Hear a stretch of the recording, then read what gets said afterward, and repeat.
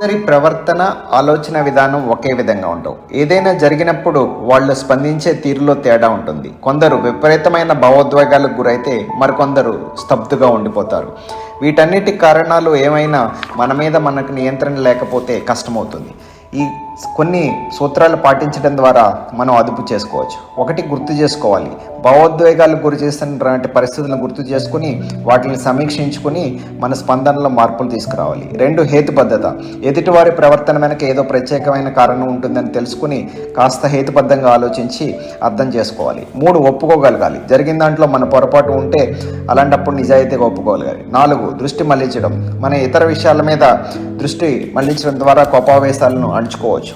5, మనల్ని మనం అభినందించుకోవడం ద్వారా ప్రతికూల ఆలోచనల నుంచి కొంతవరకు తప్పించుకోవచ్చు. అక్కడ మనమే ఉంటే ఎదుటి వారి స్థలంలో మనల్ని ఊహించుకోవడం ద్వారా ప్రతిస్పందనలను తగ్గించుకోవచ్చు.